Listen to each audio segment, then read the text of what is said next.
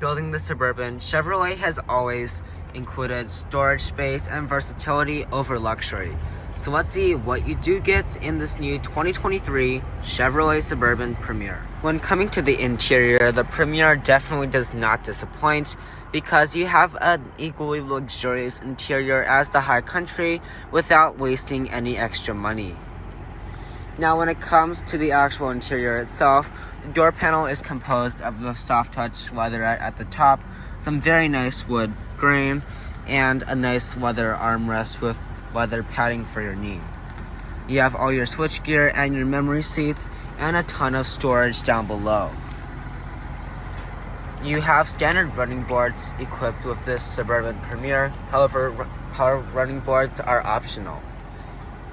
The seats will be real leather with perforation and really cool piping and contrast stitching, and the Suburban will be equipped with 12 ways of power adjusting.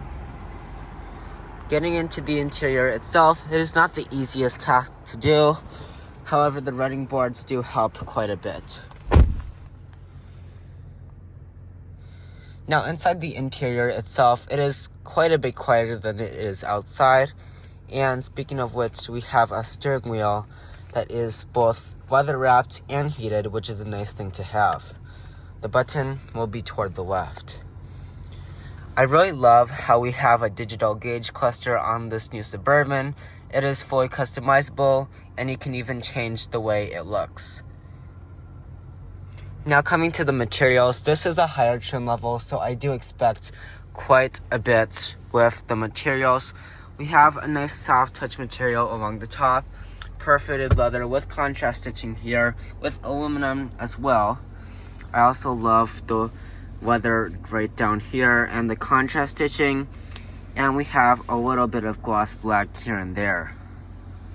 Now storage is a big priority in an SUV like the Suburban, and I am happy to say that you have a lot of it. Starting with the center console, we have a nice phone holder, an armrest, and you can open this up for storage. This is not a lot of storage right here, but that is because we have the power sliding center console. I will not be demonstrating that today, but when you do have that, you can have even more room underneath that, and the backseat passengers get to enjoy some storage space. We also have two cup holders and a little tray here that can be used as a wireless charger. Coming to the climate controls, I'm very happy to say that we have completely physical hard buttons and knobs for this. This is very easy to use and I really enjoy using this, especially with the fan being a knob right here.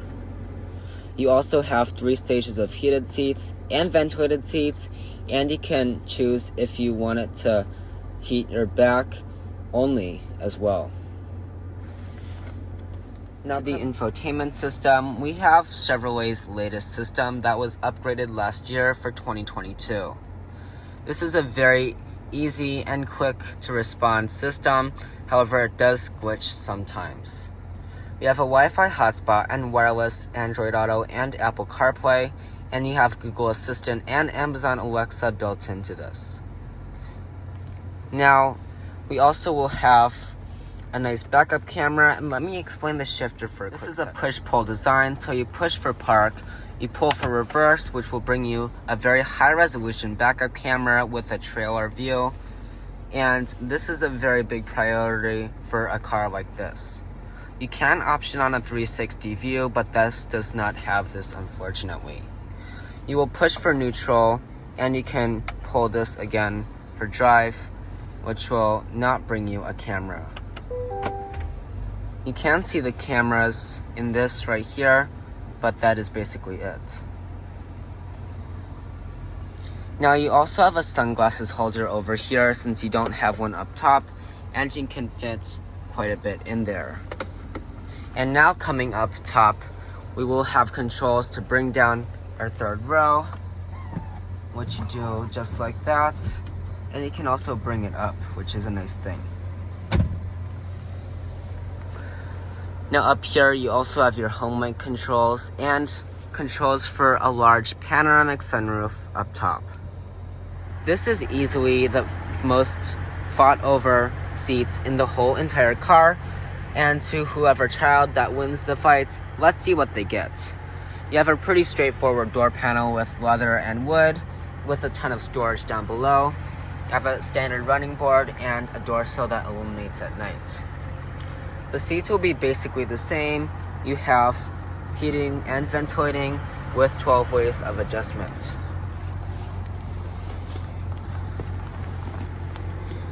Now, getting in is not the easiest thing in the world, but once you do get in, you can enjoy a very nice perforated leather piece, nice wood trim right there, and some more contrast stitching. Down below we have a glove box that is finished in a harder material that is easier to clean, and you have a ton of space in this glove box, and you will not have a problem fitting like a pair of shoes in there at all. The second row is easily one of the biggest priorities for Chevrolet, and we sure have a lot of space in here. Let's get into it. We have a very nice door panel with wood trim and leather, and a ton of storage down below. Getting in might be a bigger chore for smaller kids, but you have a running board and an assist strap to help them. There's a Suburban door sill, and these seats will be perforated leather and will easily be able to manually slide and recline. Getting into the car itself, there are a lot of nice things to appreciate, and your passengers will certainly treat you well. You have a large seat back pocket on both seats, and you also have a household style outlet down below and 2 USB-C ports. You also can have heated seats in 3 stages and a 3rd zone of climate control. Now, you don't have the rear seat media that you get. However, it is an option, and I appreciate the panoramic sunroof for letting in more light. Now let's get into the 3rd row.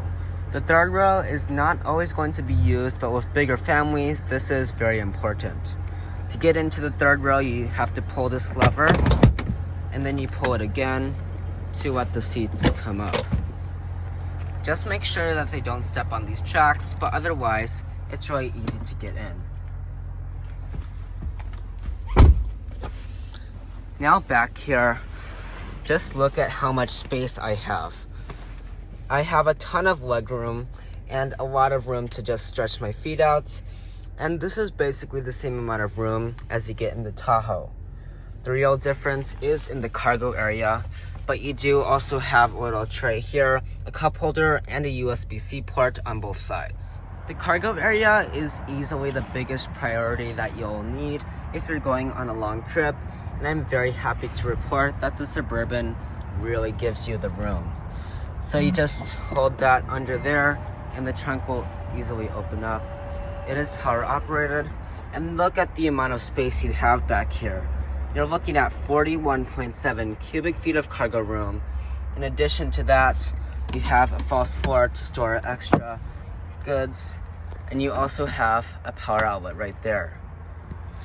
You can fold down the 3rd row with a power adjustment, and you're looking at 93.8 cubic feet with the 3rd row down. You do even have a switch to put down the 2nd row, and after doing that, you're going to get a total of 144.7 cubic feet of cargo room, which is absolutely insane. This gives you plenty of room if you're hauling something large or you're just going on a big trip.